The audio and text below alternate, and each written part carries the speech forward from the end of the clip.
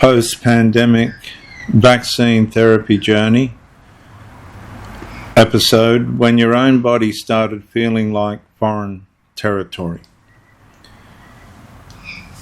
Have you ever looked in the mirror and quietly wondered, what if my life has been divided into before and after? Not because you wanted to, because the question refused to leave. Something feels different. You cannot always describe it, and only that the relationship between you and your own body no longer feels uncomplicated. The certainty is gone, the trust is gone, the quiet confidence is gone.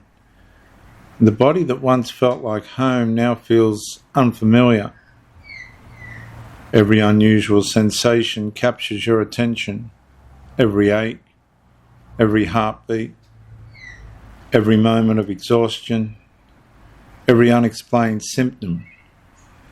The mind immediately begins searching, not because you want to become fearful, because uncertainty has become your permanent companion.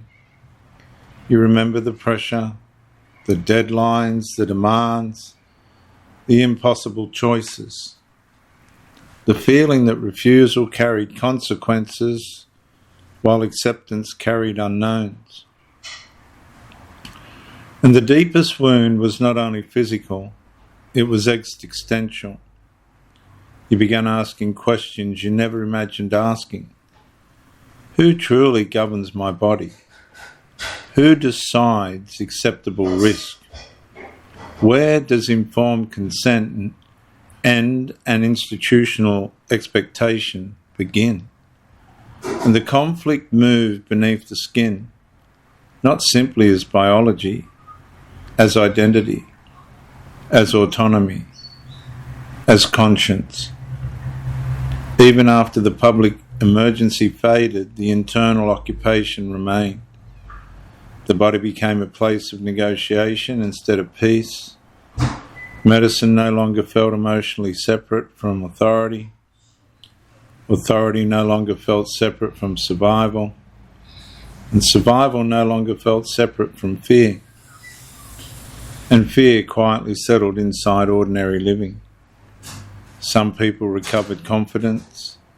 Others still carry invisible certainty. Not because they wish to remain trapped, but because they experienced altered, the whole experience altered, the way they inhabit their own existence. Healing begins when the person is finally allowed to admit that the deepest intrusion was not only into daily life, it was into the private relationship between human beings and their own bodies, their conscience, and their sense of self. That fracture cannot be repaired through silence. It first has to be acknowledged. And the greatest captivity was not simply losing control of circumstances, it was losing the unquestioned feeling that your own body still belonged completely to you.